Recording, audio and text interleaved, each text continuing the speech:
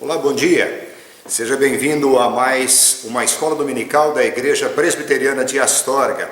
Esse canal é o canal do YouTube da Igreja Presbiteriana e nele você tem à sua disposição todos os vídeos, todas as gravações de pregações e estudos feitos pela Igreja Presbiteriana.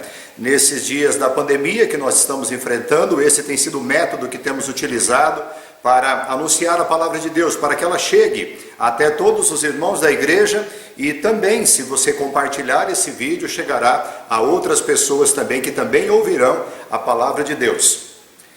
Nós continuamos a orar a Deus e pedindo a sua misericórdia, a sua graça sobre nós, não apenas sobre essa pandemia, sobre todas as consequências que ela deve trazer para a nossa economia, mas também pela nossa nação.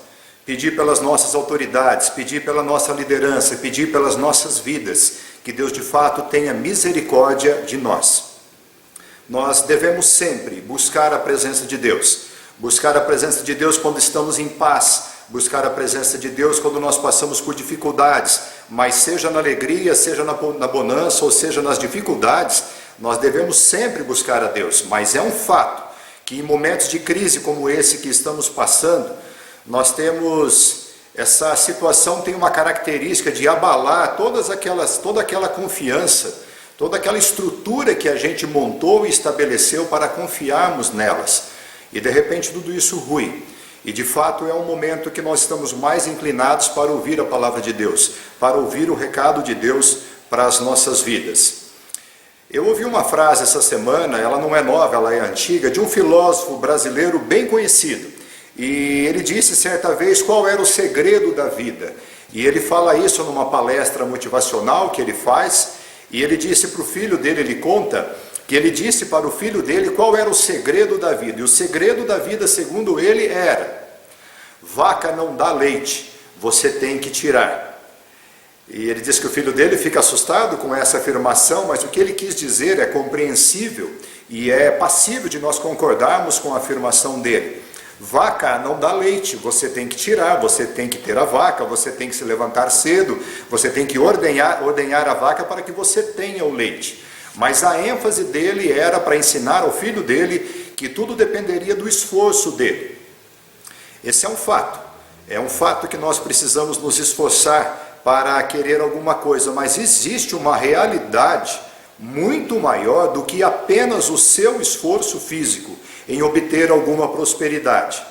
Nós cristãos ficamos com outro grande sábio da palavra de Deus, o rei Salomão.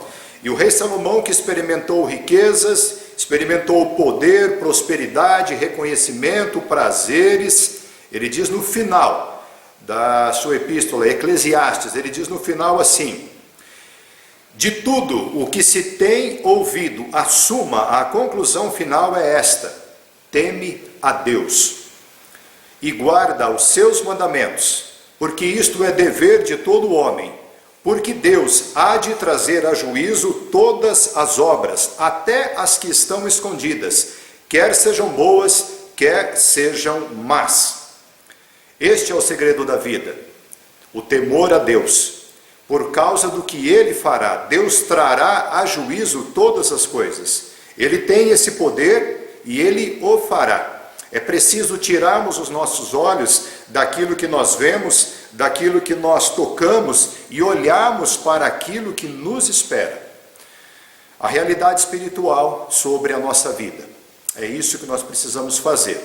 Talvez nesses dias você já tenha ouvido diversas pregações de diversos pastores e pregadores anunciando e falando sobre o juízo de Deus. Já falei sobre isso em outros vídeos, o juízo temporário de Deus, o pequeno juízo de Deus que aponta para um juízo final. Mas ainda que isso possa parecer para você uma realidade bem distante, é preciso nos lembrar que se nós morrermos, nesse momento, o juízo de Deus já nos alcança. E é preciso lembrar que todos aqueles que já morreram, todos aqueles que já partiram, para todos eles já chegou o juízo de Deus. Então, ainda que você olhe isso e pense: puxa, isso deve estar muito longe ainda. Não está. Nós não sabemos o dia de amanhã. Nós não sabemos quando deixaremos essa vida. E quando deixarmos, então o juízo de Deus já estará diante de nós. Outra coisa é que essa pergunta, né, assim, esse momento de pensar no juízo de Deus, isso talvez soasse muito estranho para você. Mas eu queria te lembrar da importância que isso representa, estar diante de Deus em juízo. E a pergunta que eu faria para você seria esta: onde você gostaria de estar diante deste juízo de Deus? Eu sei que essa pergunta pode de fato soar estranho para você, mas se você de fato apenas considerar a realidade material, essa realidade que você vê, essa realidade que você toca, então isso de fato pode te fazer a pensar que o grande segredo da vida é vaca não dá leite, você tem que tirar. Se você só olhar para as coisas materiais, isso de fato toma toda a importância da sua vida. Mas quando a gente para pensar em tudo aquilo que Deus revelou em sua palavra, quando passamos a compreender que há um sentido na vinda de Cristo, há um sentido na sua encarnação, há um sentido na sua morte, há um sentido na sua ressurreição, há um sentido no estabelecimento de um evangelho que deveria ser crido e deveria ser pregado para todas as nações. E toda criatura deveria ouvir a respeito disso. E se você considerar os diversos alertas que existem na palavra de Deus, então de fato, se você analisar essas coisas, você verá que a vida não é apenas aquilo que nós vemos, há uma realidade maior. Estamos caminhando para uma prestação de contas diante de Deus. E a Bíblia, ela fala de um local. A Bíblia, ela fala de um convite para que eu e você nos aproximemos e cheguemos confiantemente até este local. Um local chamado Trono da Graça. É este o local onde receberemos misericórdia, é este o local onde receberemos graça e socorro em ocasião oportuna. Nós vamos refletir sobre essa realidade espiritual, a de que precisamos estar em um local seguro e de salvação. Nesse sentido, hoje vamos meditar naquilo que a palavra de Deus diz na Epístola aos Hebreus. Se você tem sua Bíblia, acompanhe a Epístola aos Hebreus. Vamos orar. Nosso Deus e Pai, nós te louvamos pelo teu amor e tua misericórdia e tua graça nas nossas vidas. Nós te pedimos que nesse momento em que vamos meditar na tua palavra, que o teu Espírito Santo ilumine o nosso entendimento. Nos dê, Pai, a compreensão, a tua palavra. Aplica essa palavra nas nossas vidas, nos nossos corações. Não deixe que sejamos vacilantes. Não deixe que sejamos irresponsáveis. Não deixe, Pai, que vivamos somente por aquilo que nós vemos, mas que nós possamos estar cientes dessa realidade diante das nossas vidas. Te pedimos, por amor do Senhor Jesus, o nosso Senhor e Salvador. Amém.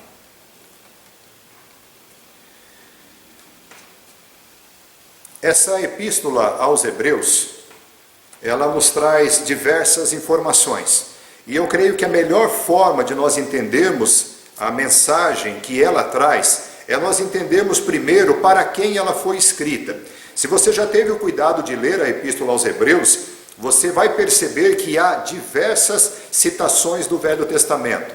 Fala sobre Moisés, fala sobre a lei, fala sobre o sacerdócio levítico, fala sobre sacrifícios de animais, e quando você percebe tudo isso que está sendo dito, você percebe que o público-alvo do escritor era o povo judeu, e especialmente os judeus que haviam crido que Jesus era o Cristo, o Filho de Deus. É para esses que essa epístola é escrita. O contexto histórico, que é importante também a gente conhecer, é porque nós precisamos nos lembrar que nem todos os judeus creram e aceitaram a Cristo. É só se lembrar quem foram aqueles que levaram Cristo à cruz. Era o próprio povo de Deus, o próprio povo judeu. E enquanto alguns judeus haviam crido que Jesus era o Cristo, os demais judeus estavam então perseguindo esses judeus cristãos. E eles os expulsavam das sinagogas, e Jesus já havia dito que isto aconteceria, e eles perseguiam essas pessoas, e Jesus também havia dito que isto aconteceria. Jesus, aliás, diz para os seus discípulos que alguns deles seriam mortos por esses perseguidores, e esses perseguidores julgariam que estariam fazendo um grande serviço a Deus se matassem esses judeus cristãos. Então era um momento de muito sofrimento. Eles eram expulsos das sinagogas, não mais poderiam fazer parte do povo judeu, eles tinham severas dificuldades de negociar, de sustentar, e eles não tinham amparo do seu próprio povo. Mas há uma mensagem que é trazida para esse mesmo povo. E a mensagem deste livro, e a razão dela ter sido escrita, era para exortar, era para estimular, era para animar, induzir, persuadir esses judeus cristãos, esses leitores, para que eles permanecessem fiéis, e fiéis àquela confissão que eles haviam assumido, que Jesus era o Cristo, que Jesus era o Filho de Deus.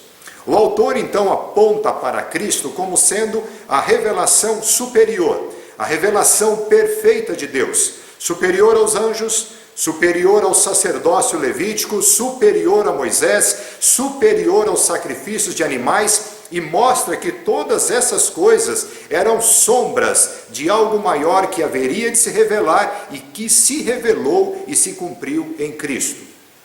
Uma das formas do autor exortar esses crentes em Cristo era lembrá-los da realidade espiritual de que Deus chamará a todos para uma prestação de contas. Se você observar, é a mensagem que tem em toda a Bíblia, de que Deus diz que chamará a todos nós a uma prestação de contas, e o autor aos Hebreus faz isso também para esse povo. E a pergunta seria: como você espera enfrentar essa realidade, a de comparecer diante de Deus? Como você espera enfrentar essa realidade? Como você planejou enfrentar essa realidade? O texto base para o estudo de hoje é Hebreus, capítulo 4, versos 13 a 16. Hebreus, capítulo 4, de 13 a 16.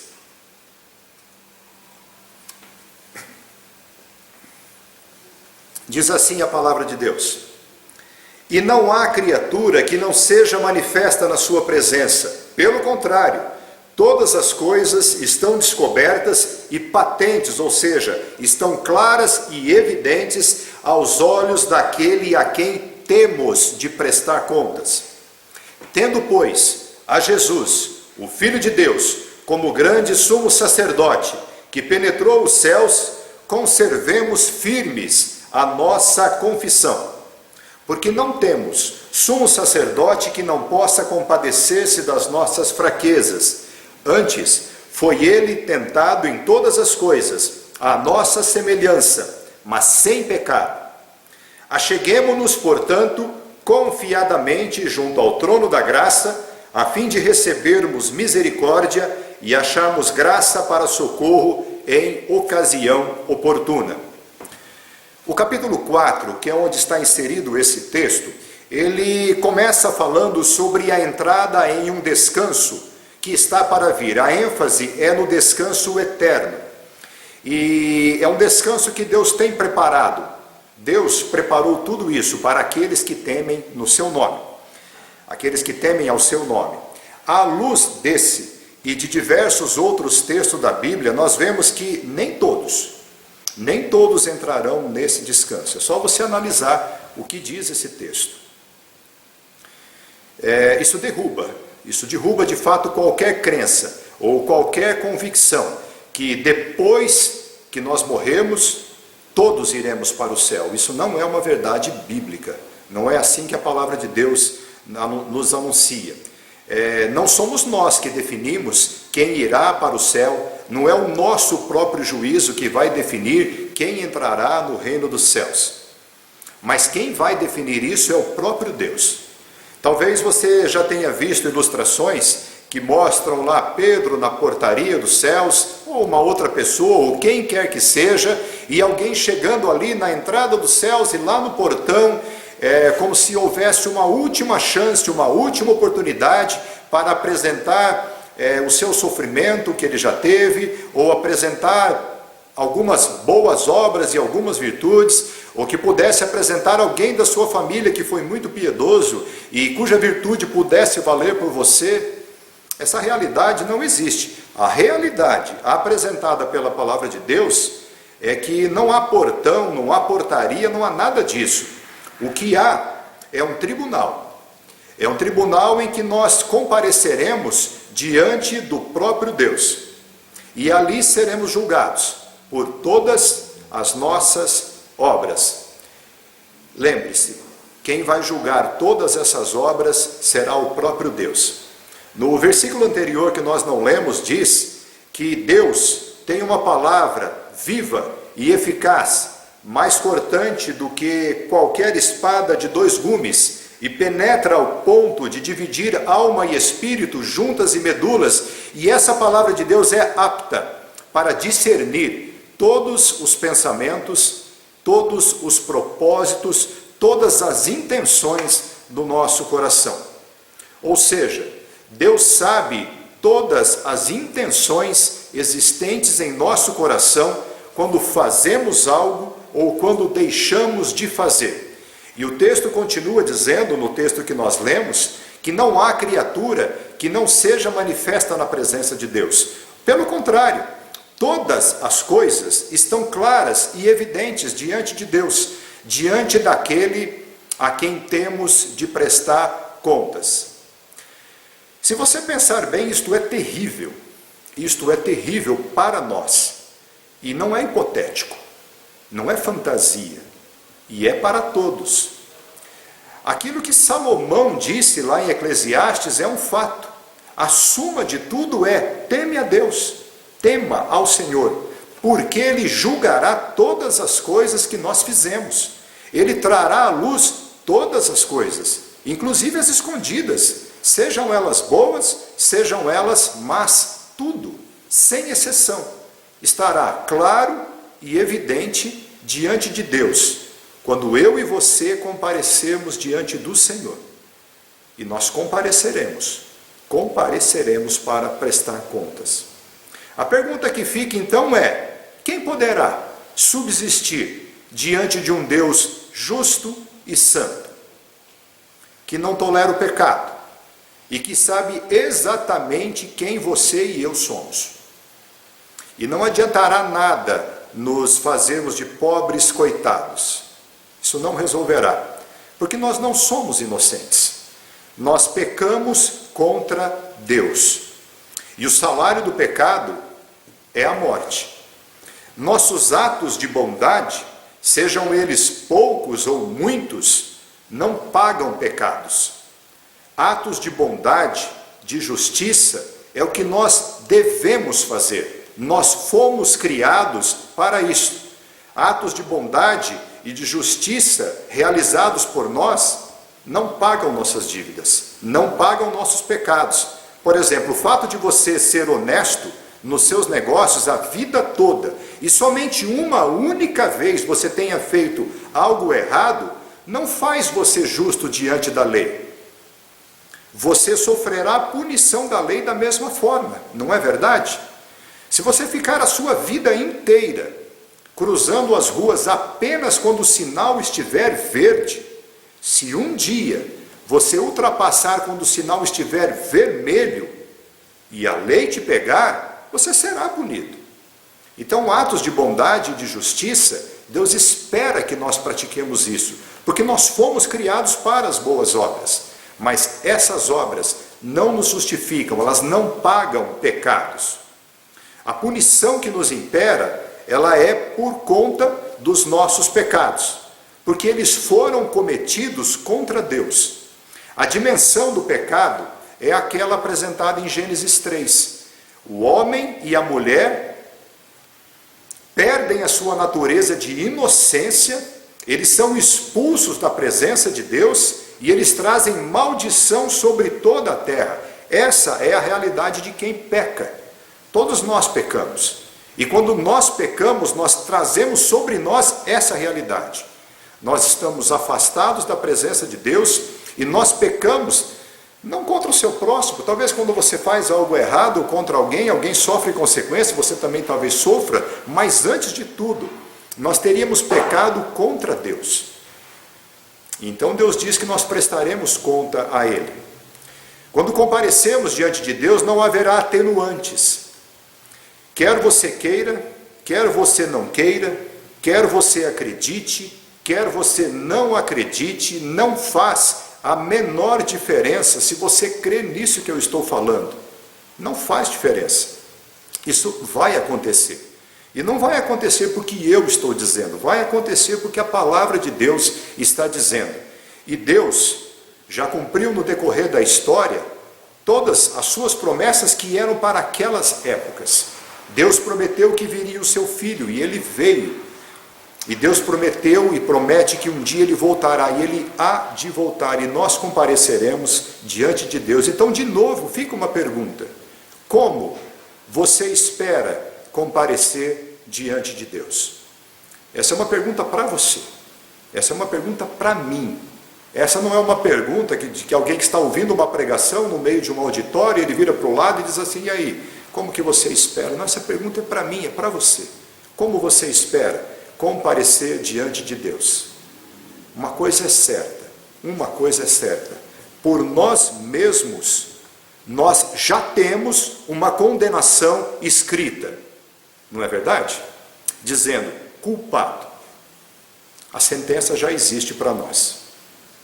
Ou você ainda acha que possui algumas virtudes suficientes para subsistir diante de Deus? Mas há uma boa notícia, ainda há uma boa notícia. Sabe qual é a boa notícia? Se você ler o capítulo 4 de Hebreus, você vai perceber que antes, no capítulo 3, o autor está falando de um tempo chamado hoje. Esse tempo chamado hoje é o tempo oportuno, é o tempo que nós temos de oportunidade de ainda buscarmos a Deus. É por isso que essas pregações são feitas. É por isso que a palavra de Deus é cheia dessas exortações, para que a palavra seja pregada e os ouvintes sejam atentos e estejam atentos e ouçam e pensem: hoje é o tempo oportuno. E ele vai dizer aqui assim, citando um salmo: hoje, se ouvides a voz do Senhor, não endureça o seu coração. Uma coisa é evidente: nós precisamos de alguém que interceda por nós. Por nós não vai dar, não dá, sem dúvida alguma não dá. Nós precisamos de alguém que interceda em nosso favor. Ouça, Deus sabe disto. Deus sabe que nós precisamos de alguém que interceda por nós. E é desta forma que o amor de Deus se manifestou ao mundo. É porque Deus amou ao mundo de uma tal maneira que Ele mesmo enviou o seu próprio Filho, para que todo aquele que crê no seu Filho não pereça diante do juízo de Deus, mas tenha a vida eterna. E é assim que começa o versículo 14 de Hebreus capítulo 4. Tendo, pois, a Jesus, o Filho de Deus, como grande sumo sacerdote que penetrou os céus, conservemos firmes a nossa confissão. Nós precisamos de uma confissão de fé. Nós precisamos de uma crença espiritual. Nós precisamos crer em algo que, no nosso entendimento, na nossa compreensão, no nosso coração, e que represente todas as nossas atitudes depois disso, toda a nossa prática, ela precisa estar bem estabelecida, uma confissão de fé. Nós precisamos dessa crença para que ela subsista diante do juízo de Deus, quando comparecermos diante dele. E para isso, a figura do sacerdote, ela é essencial nas nossas vidas. Eu não sei o que você conhece sobre sacerdócio.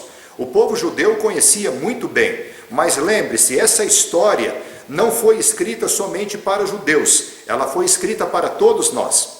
Quando Deus se manifesta à nação de Israel, Ele o faz em testemunho a toda a humanidade, e não somente a Israel.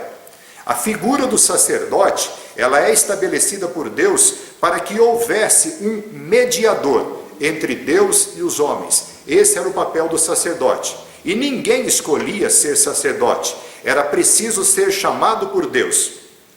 Deus estabeleceu o sacerdócio levítico como permanente durante aquele período. Havia também a figura do sumo sacerdote, o único que poderia entrar na presença de Deus uma vez por ano e oferecer o sacrifício em nome de todo o povo para a remissão de pecados. Só que esse sumo sacerdote, antes dele oferecer o pedido de perdão em nome do povo, ele tinha que oferecer o pedido de perdão pelos seus próprios pecados. O máximo que esse sumo sacerdote conseguia fazer era entrar em um tabernáculo terreno que representava a presença de Deus. Mas Jesus, o Filho de Deus, o nosso grande sumo sacerdote, ele penetrou os céus, o local da presença de Deus, a real presença de Deus, para interceder por nós lá. E ele faz isso espiritualmente, presencialmente, eternamente, em nosso favor.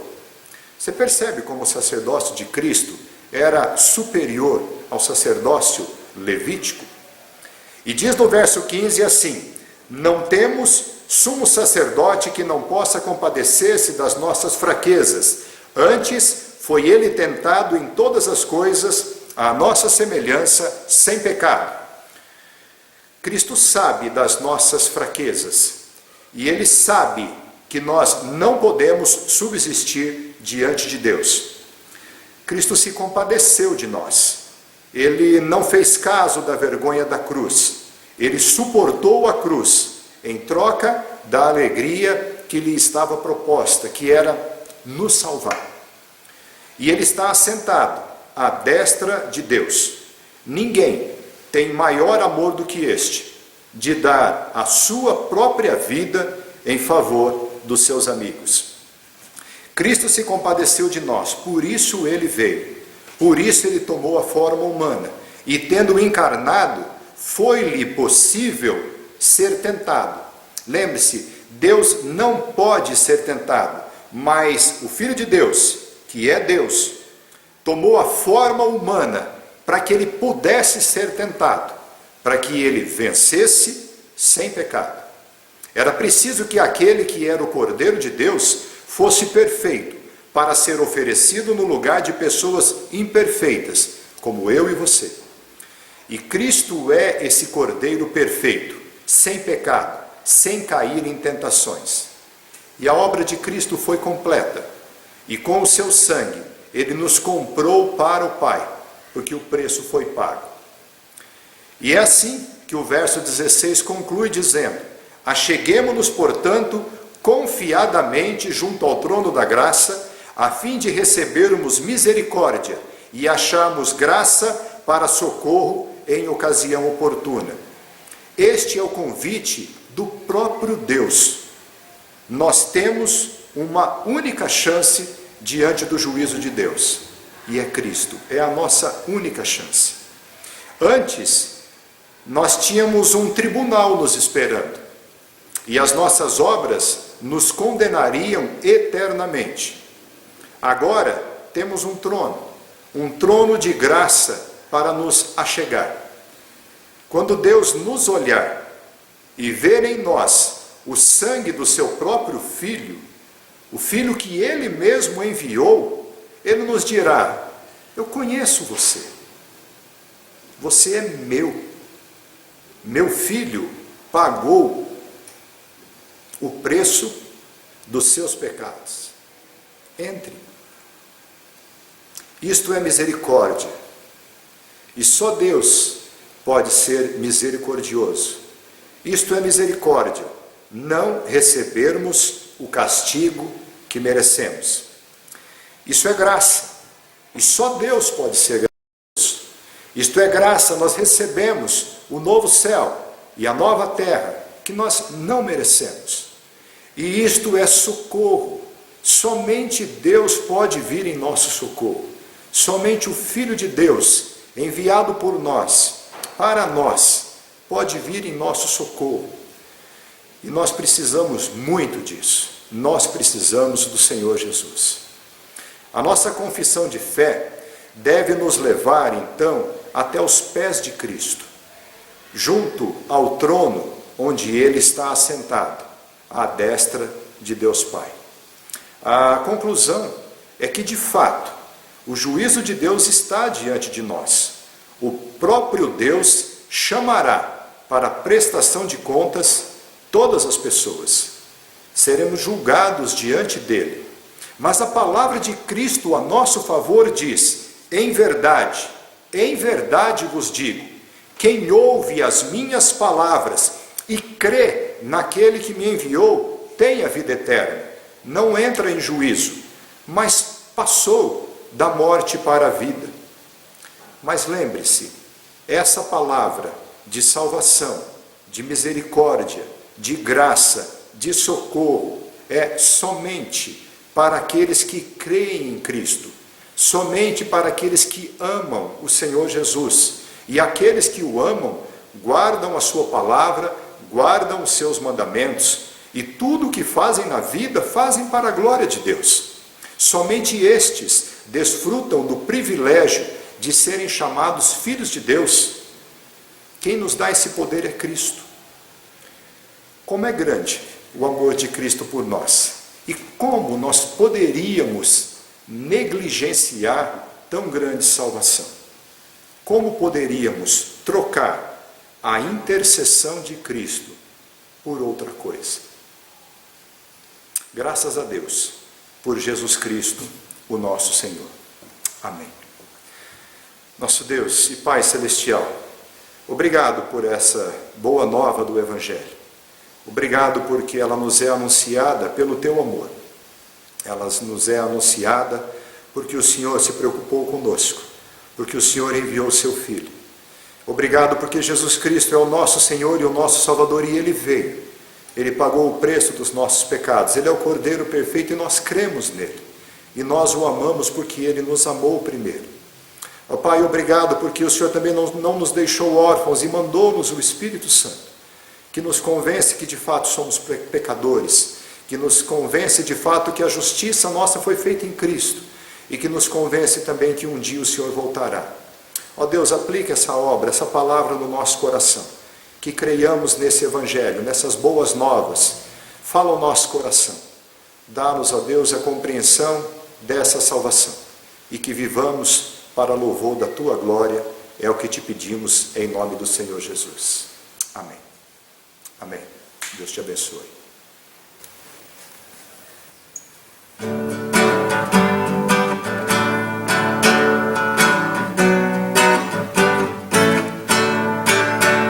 A voz do Evangelho já se fez ouvir aqui, publicando em som alegre o que Deus já fez por ti, pois tanto ao mundo amor e ao perdido pecador, que do céu mandou seu Filho para ser seu Redentor. Santa paz e perdão é a nova lá do céu. Santa paz e perdão, bendito o nosso Deus. A voz do Evangelho, segurança, vida e paz, é o amor de Jesus Cristo, que o perdão de Deus nos dá. As novas se nos dão de haver um Salvador, poderoso e muito bondoso, que perdoa o pecador. Santa paz e perdão é a nova lá do céu. Santa paz e perdão, bendito o nosso Deus. A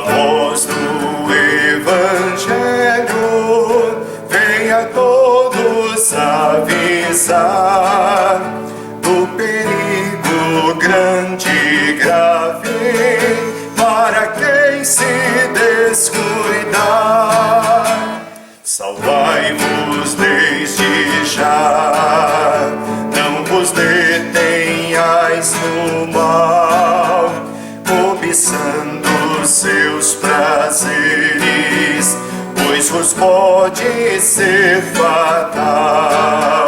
Santa paz e perdão é a nova lá do céu.